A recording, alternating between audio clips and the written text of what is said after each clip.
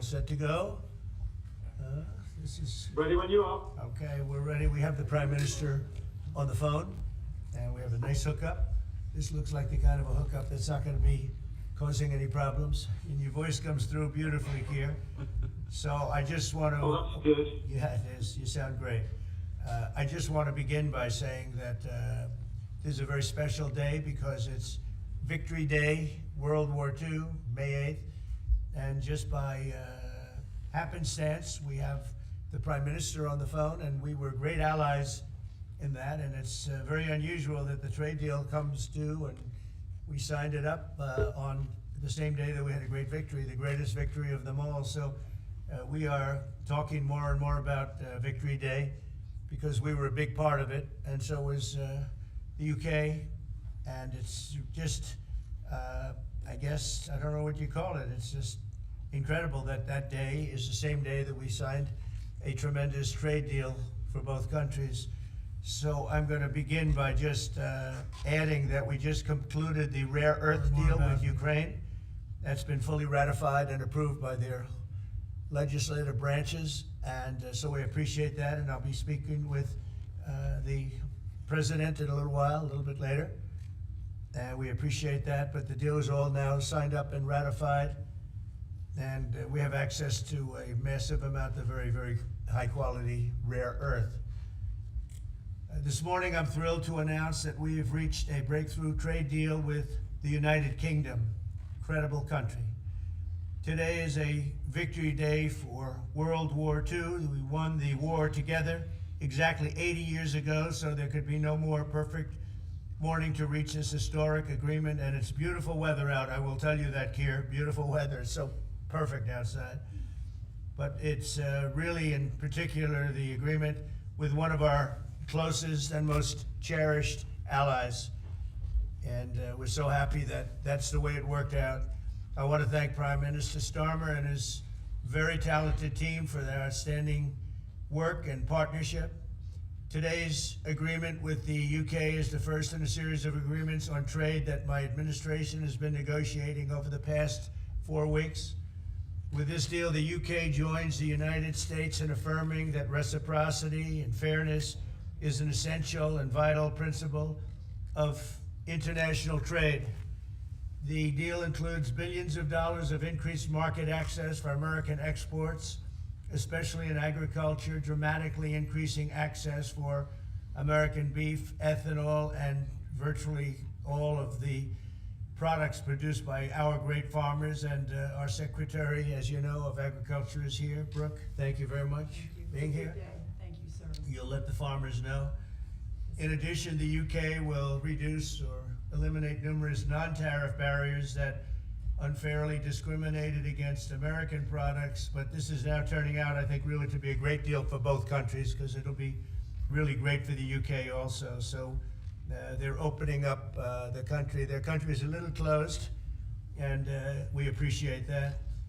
They'll also be fast-tracking American goods through their customs process, so our exports go to a very, very quick form of approval, and there won't be any red tape. Things are going to move very quickly both ways. The final details are being written up in the coming weeks. We'll have it all very conclusive, but the actual deal is a very conclusive one. We think just about everything's been approved. So good for both countries, and we'll also receive new market access for American chemicals, machinery, and many other industrial products that weren't allowed, and they'll end up getting products that they'll be able to price, and if they like them better and we make great products, they'll be buying those products, but they were not available in the UK. Furthermore, in a historic step, the deal includes plans that will bring the United Kingdom into the economic security alignment with the United States. That's the first of its kind. So we have a big economic security blanket, and that's very important, and we feel very, very comfortable with that because it's been a great ally, truly one of our great allies. I mean, a lot of people say our greatest ally. I don't want to insult people by saying that, but I can say it's certainly one of our greatest, and right at the top, and they're the first one we're talking about. And by the way, we have many meetings planned today and tomorrow, and every country wants to be making deals. And we have a meeting. As you know, Scott will be going over to Switzerland on Saturday, and that'll be very, very interesting. Let's find out, but I think they want to make a deal very badly too. Both countries have agreed that the economic security is national security and will be working together as allies to ensure that we have a strong industrial base, appropriate export controls, and protections for key technologies and industries like steel. Steel is a big factor. Both countries will become stronger with steel and things necessary for military. You know, we used to build ships and other things literally at a level that nobody's ever seen, and we haven't, we've eased up, and I would say that the UK certainly eased up, but now we're going to be uneasing both, and we work together. Once again, I want to thank Prime Minister Starmer. He's been terrific for his partnership in this matter. The special relationship and external bond, it's really an external and an internal bond between our two countries will soon be stronger than ever before. And we really do. We have a great relationship. I want to just say that the representatives of UK have been so professional, and it's been an honor doing business with all of them, and in particular the Prime Minister. And I'd like to introduce him now to say a few words. Mr. Prime Minister, please take it away. Thank you, Mr. President, Donald. And this is a really fantastic, historic day in which we can announce this deal between our two great countries. And I think it's a real tribute to the history that we have of working so closely together. Can I pay tribute, Donald, to your negotiating team as well, particularly yes, Howard and Jameson, who've done an incredible job, a very professional job, and my team as well. Two negotiating teams have worked at pace now for a number of weeks to bring in this deal today. Really important deal. This is going to boost trade between and across our countries. It's going to not only protect jobs but create jobs, opening market access. And as you say, Donald, the timing couldn't be more apt, because not only was it 80 years ago today that victory came for Europe after and at the end of the Second World War, but of course on that day the UK and the US stood together as the closest of allies. And Donald, I think even down to the hour, because you may or may not know that it was about this time of day, exactly 80 years ago, that Winston Churchill announced victory in Europe, and that led to great celebrations across Europe, across America, but particularly in the United Kingdom. Literally people going out into the street, putting bunting up, going up to the palace.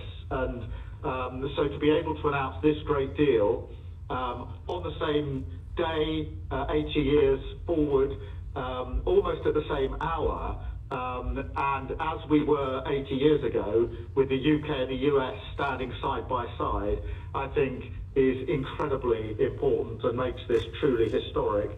That close relationship has endured over those 80 years. As you know, Donald, when it comes to defence and security and intelligence sharing, of course, there are no two countries that are closer than our two countries.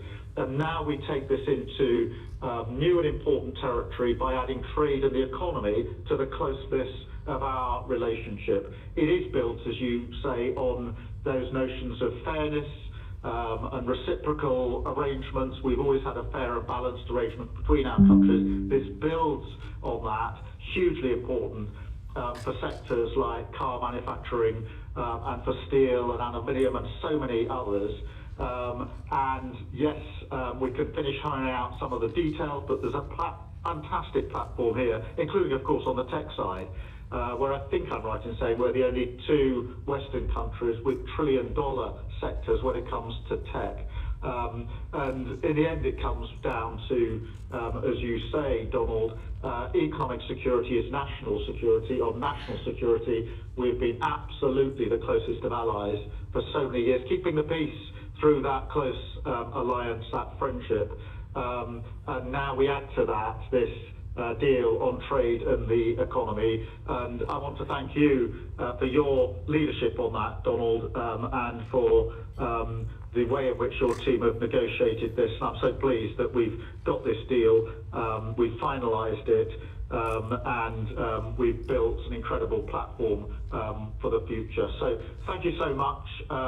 Donald, I'm now going to go and do a press conference. I think you have your press in with you, but on the details, I think if you've got Howard, we can deal with that through one of my team.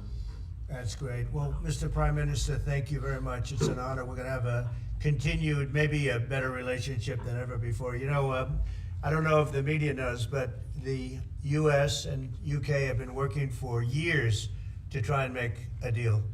And it never quite got there, but Yeah. it did with this Prime Minister. So I want to just congratulate Yeah, you. well, with this president, this prime minister, we've managed to achieve what many people have tried to achieve for many years. That's right. And I'm really pleased, and it feels completely historic and on a special 80-year anniversary as well. So, Donald, thank you so much.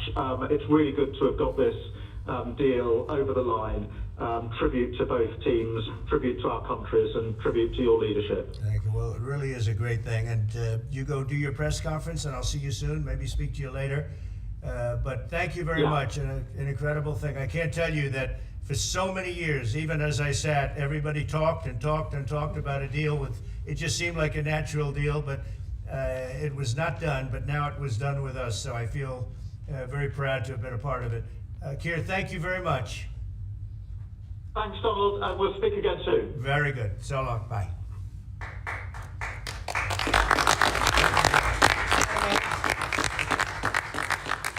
That's very nice.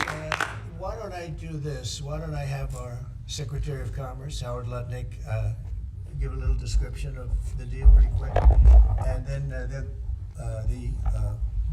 the good side, the very nice side, we'll be speaking about it also, maybe, from so you get a pretty equal. I think it's a very, it's just been a deal that was, we thought, very complicated. It became very simple. It's opening up the country that we really didn't have the kind of access to that I would have thought. I was surprised. I think it's why the deal never got done before. It was, you know, they've been working on this deal for 25 years. And we got it done, and we got it done. Really, it's going to be great for both countries. So, Howard, if you could go, and then somebody else, you may have, you'll pick whoever you want who'd like to do it. I have a feeling you're going to do it, right? So you guys go ahead, and then we'll take questions right after that. But I think you'll get a pretty good understanding of how big it is. It's a very large deal, very big deal. And Howard, go ahead. So the UK is the 6th largest economy in the world and the 4th largest that we export to, right? So it's a huge market, a top 10 market. If you remember Liberation Day, they were at 10% because we have balanced trade with the UK, right? They say they have a surplus, but of course that counts gold bullion, which is, so let's just call it balanced trade. So how do you open up a market in balanced trade? People think it's impossible. They've always thought it was impossible until President Trump came on the scene and changed the way things work. So here's what we've got. We've opened up new market access, ethanol, beef, machinery, all the agricultural products. They've agreed to open their markets, and that will add $5 billion of opportunity to American exporters. So the question is, why would they do that now? Because they've never done it before. And we still have our 10% tariff on, which will produce $6 billion of revenue for the United States. So the idea was, how do they keep their jobs, protect their economy, and do the best for their people while opening the market for us? And the way is they studied it, their team was exceptional, and they tried to figure out the markets that they're importing from other people and try to send them over to America. So why were they always favoring others and not us? And what they've done is they've found the ways to do that so that we have new access, right? But the UK workers are protected, and that was the balance. So we did a deal with them in automobiles, and you know, if you're not building here, we charge you a 25% tariff. But the president, and by the way, I want to make this clear, while Jameson and I worked hard, this was the president's deal, and people think, oh, that's not the way it works. If you got to sit next to him, I have the best deal maker to my left, and if you don't think that we take advantage of him calling the prime minister and getting that deal done, you don't understand who's the president of the United States. So he's the closer. He gets deals done that we could never get done because he understands business, he understands deals, and that's why we're here today. So he agreed they could send 100,000 cars into America and only pay a 10% tariff. And that protects their car industry. And remember, we do 16 million cars a year. So this is only like 0.6%. But for the UK auto people, this is tens of thousands of jobs that the president agreed that he would protect for them, so he made that deal, right? Then steel and aluminum, right? Their steel business has been destroyed like everybody else has been destroyed by people dumping steel into their markets. And British Steel had announced it was closing down. So the British government, as part of this deal, nationalized British Steel, and they're going to match the kinds of models we do. They'll put tariffs on, they'll put quotas on. They want to do it with America so they can be part of the resurgence of steel and aluminum in America, and that saves them, again, thousands and thousands of jobs. So if you go step by step, aero and commercial planes, they sell Rolls-Royce engines to Boeing. We've agreed to let Rolls-Royce engines and those kind of plane parts to come over tariff-free. And what you're going to hear today is there's going to be an announcement in the UK that they are buying $10 billion worth of Boeing planes later today, but I'm going to let the name of the airline announce it because that's theirs to do it. Part of this deal was always to do it together and to do it strong, and you can see the numbers on this board. Everything about this board works exceptionally well for the United States of America. It lays out the plan that you can work with us in autos, you can work with us with aero and commercial, you can work with us in pharmaceuticals if you have a supply chain that is secure and protected in national security. So we feel really good about the deal. You've heard the Prime Minister, he feels really good about the deal, right? And we started at 10% and we ended at 10%, and the market for America is better, and this is a perfect example of why Donald Trump produced Liberation Day. People don't understand he gets things done in a matter of time. This would have taken Jameson and I 3 years, maybe. And instead, we got it done in 45 days, certainly, because we work for Donald Trump. So, Jameson, my partner in all this, maybe Jameson, you'd like to talk a little, and then we'll turn it over to the UK. Sure, happy to do that. Everyone had great remarks. I just have to echo the President and the Prime Minister when we talk about VE Day. This is something we've been waiting for decades, and there's no more appropriate day to do this. And when we step back and we look back a few weeks from now, or months from now, or years from now, we'll look back at this day and better appreciate the significance, I think. And I'll just say as well, in terms of negotiating, I mean, UK negotiators, you know, we've got one right here, did an incredible job, right? This is why you've been wars, right? When you act like this, and the ambassador, he knows more about trade than a lot of us here, based on his background. And I would say on this deal, Mr. President, what we've shown is that it is time to change the way we do trade.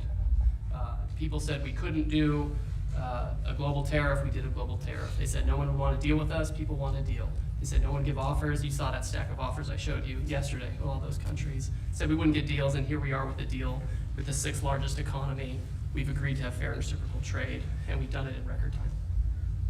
Thank you very much. Sir. Great job. Thanks. Mr. Ambassador, please. Well, Mr. President, thank you very much indeed in hosting us this morning. And thank you very much indeed also for that very typical 11th hour intervention by you with your phone call to the President, demanding even more out of this deal than any of us expected. So thank you for that. The Prime Minister was delighted, obviously, to take that call late at night. But you took it to another level, and I think the point I would make is twofold. One is that if we're going to rebalance and rebuild international trade in a way that serves all our interests, then we're better doing that together than separately and apart, and that's what we're on a mission to do. But secondly, you've done what you said you would do. You said to the Prime Minister when he came and we visited in the Oval that you would do a good trade deal with the United Kingdom, that you would do it at pace, and that we would be first, and you have delivered that. You've been true to your word, so thank you very much indeed for that. For us, it's not the end, it's the end just of the beginning. I mean, there is yet more we can do in reducing tariffs and trade barriers so as to open up our markets to each other even more than we're agreeing to do today.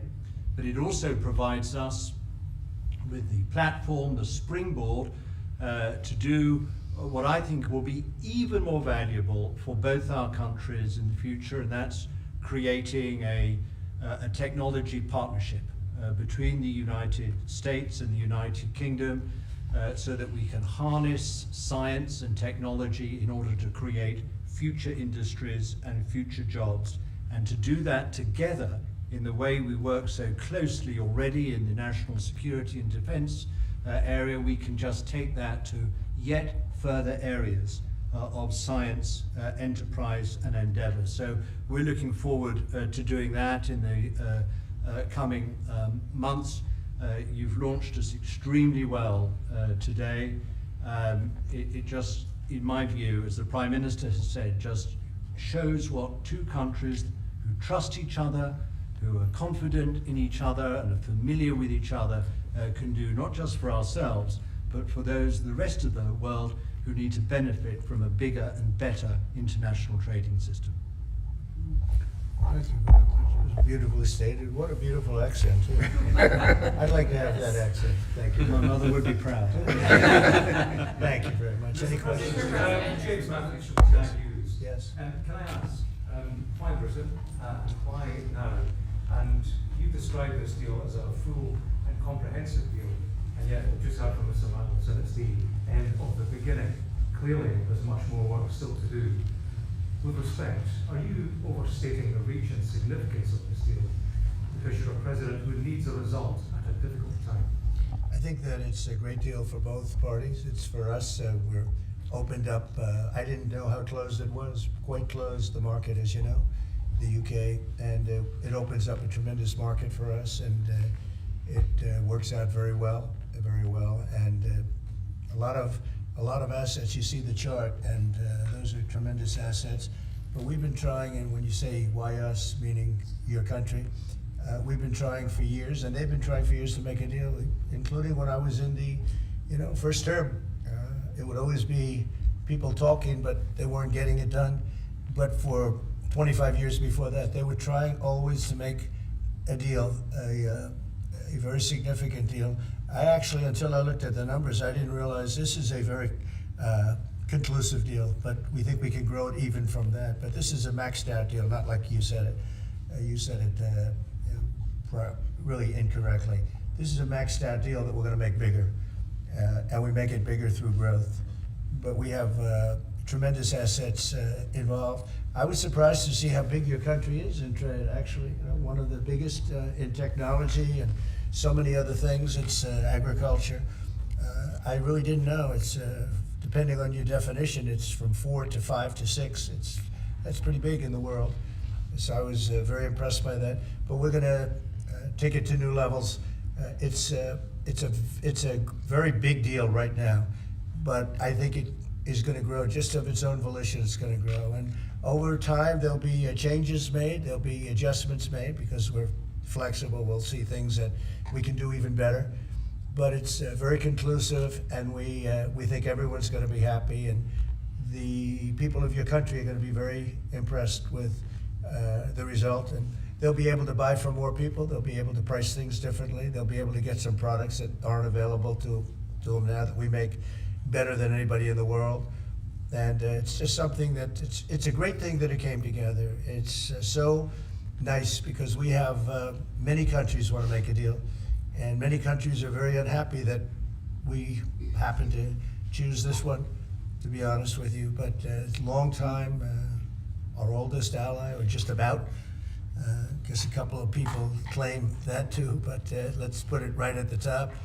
I think it's going to be something very special for UK and special for the United States. Thank you, Mr. President. Reagan Reese with the Daily Caller. How close are you to more deals, and when do you expect the next to be announced? Well, very close. We have numerous deals. I know Howard's going back. As soon as this is finished, your press conference, he's got numerous. And Scott, who's right over here, who's fantastic, by the way. You were great on television this morning. I watched you. That was you gave them a little lesson in the world and economics. But Scott's going to be going to Switzerland, meeting with China, and you know, they very much want to make a deal. We can all play games. Who made the first call? Who didn't make the? It doesn't matter. It only matters what happens in that room. But I will tell you that China very much wants to make a deal. We'll see how that works out. Every country throughout the last 40, 50 years has literally ripped off the United States on trade, on military, on protection, on all the different things. And we are now making fair deals. And in this case, it's great because we really weren't very much involved. You have the European Union, which is, I think you made the right decision years ago. I don't know if you remember, I was opening up Turnberry the day that you were voting. And they asked me, would it happen or would it not happen? I said, no, I think they're going to go their own separate way. I think it's better for them. And they did. I think it's going to end up being a very smart decision. But a big part of that decision was always that you'd be able to make a deal with the United States. And they were unable to do that. But now they made it. And it's a tremendous, it's very important. That was always a big part of your decision on Brexit. And they were never able to make that deal. It was a tough one. And this one it's amazing with time. This one just went very smoothly, went quickly and smoothly, and a lot of common sense, as I like to say. There's tremendous common sense, but it's going to make your country much bigger in terms of trade, and it's going to make our country much bigger in terms of trade too. Yes, sir. Thank you. Right behind you. Tom Bateman at the BBC. Thank you, Mr. President. You mentioned meat. You're with who? The BBC. Oh, good. Very nice. They treat me beautifully. You mentioned meat and beef exports. The UK currently doesn't accept American beef because of its own food standards. Are you calling on the UK to accept all American beef and chicken products? Well, I think they'll take what they want. We have plenty of it. We have every type. We have every classification you can have. As you know, Bobby Kennedy is doing a tremendous job, and he's, I think, probably heading toward your system with no chemical, no this, no that. I think we're heading that way. It seems to be, and but we have that also. So we're a very big country. We have a lot of beef.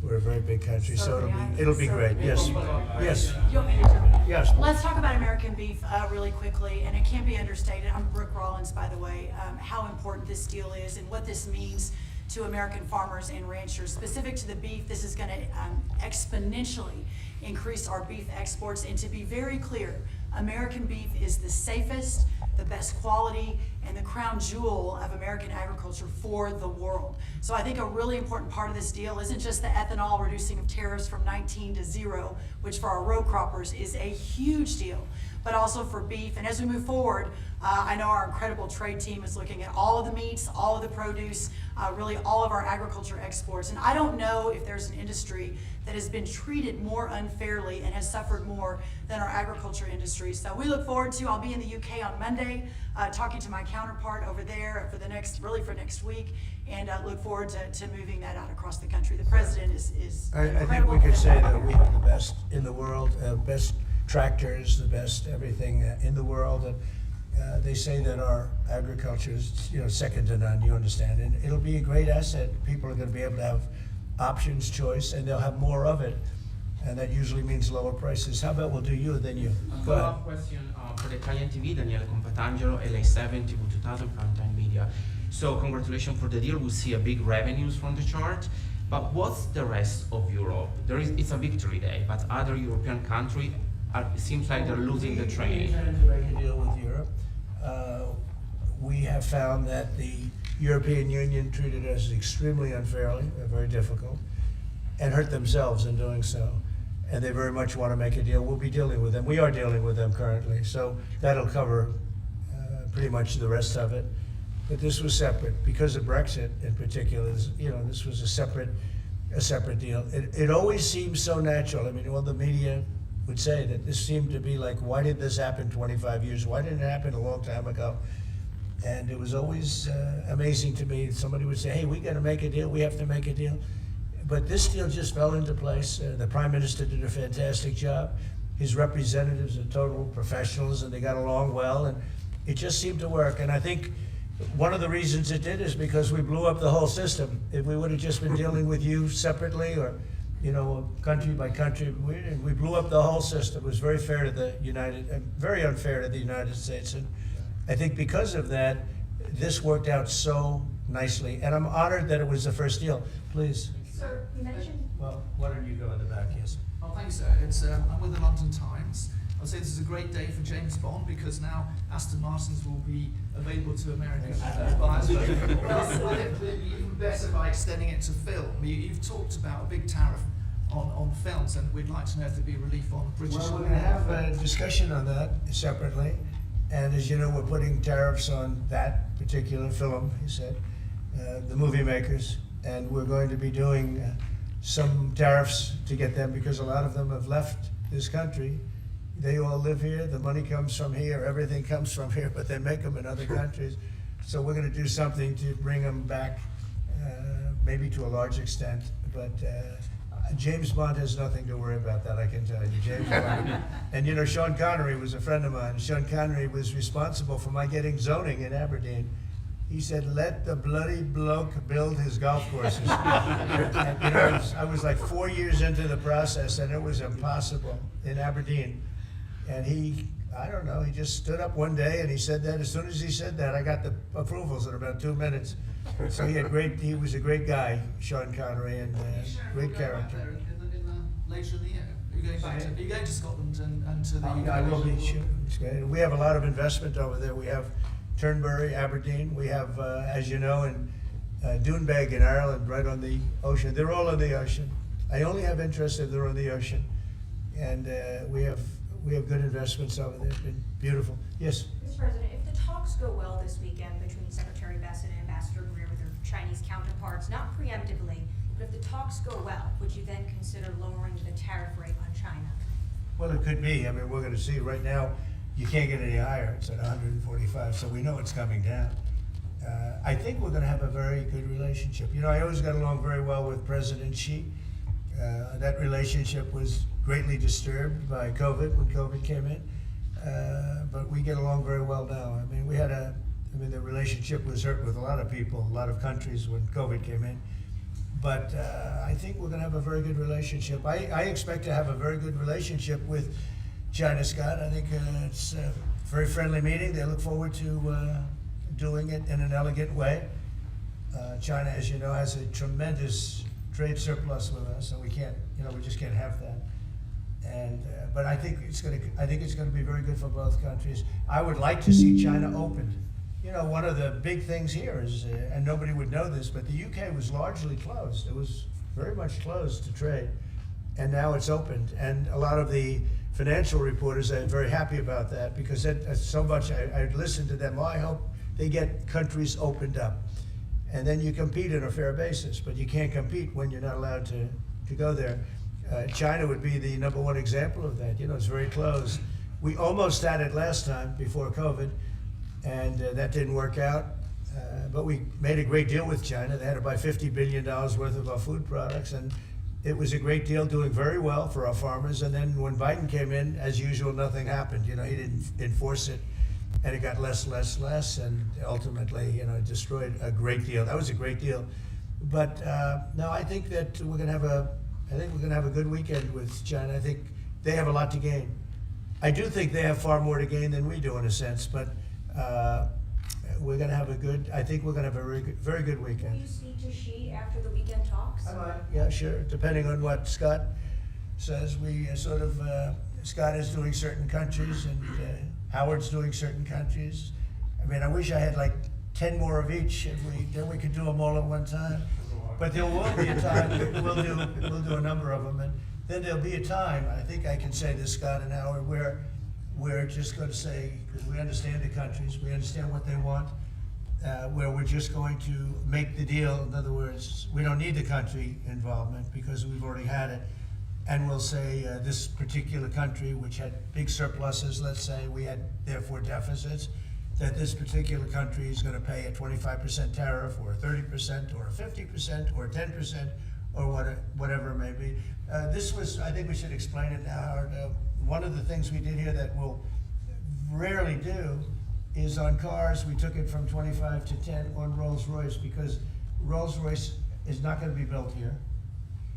I wouldn't even ask them to do that. You know, it's a very special car, and it's a very limited number too. It's not, you know, one of the monster car companies that makes millions of cars. They make a very small number of cars that are super luxury, and that includes Bentley and Jaguar. So we have some very special cars. So in order to help that industry, and that's really, you know, handmade stuff. And they've been doing it for a long time in the same location. And I said, yeah, that would be good. Let's help them out with that one. But that's different than a car company that comes out and makes millions of cars, which they'll be doing in our country. They're going to build, we have many factories, car plants being built or going to be built very soon. I think we can say that we'll be close to $10 trillion of investment. I think we're actually at that number now if you add up some of the ones we haven't heard about yet. I mean, we have some going up right now. They have plants going up and they haven't even spoken to us. They're doing it because of the tariffs. And tariffs have always been used against us, and I never understood. I used to sit back. As you know, China paid hundreds of billions of dollars in tariffs when I was president, but until then, China never paid anything, and you know, they really did a big number on us from the standpoint of trade. But we are using tariffs now for our benefit, and we have now close to $10 trillion. Think of that, 10 trillion.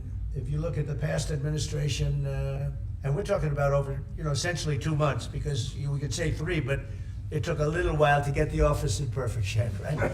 It took a little while to get things done, but once we started, when you think of that, close to $10 trillion of investment, you've had years where the United States wouldn't do that wouldn't do 1 trillion in a year, wouldn't do anywhere near 1 trillion.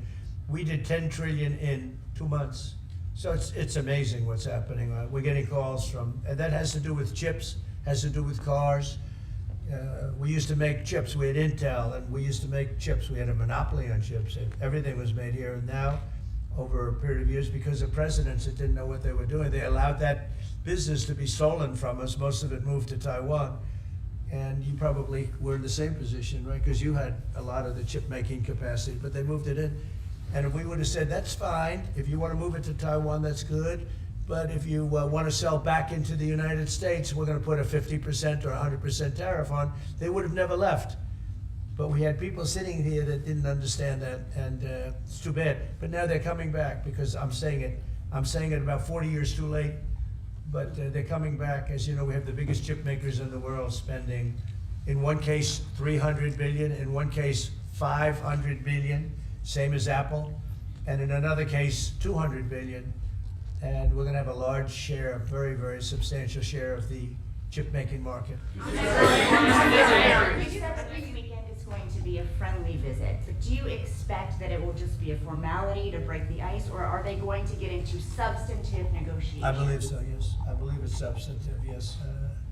I think people like to say, yes, we're having a meeting to meet. Well, we're meeting, so what are we going to do? Talk about meeting again? So I think it's going to be substantive. I think we can say that, right, Scott? Very substantive. Now, China wants to do something, and look, they have to at this point. You know, essentially, they made $1 trillion a year, and now they have absolutely, you know, no business because of the tariffs. They have no business. And they want to have business, and we want them to have business. We want them to do well. We want them to do very well.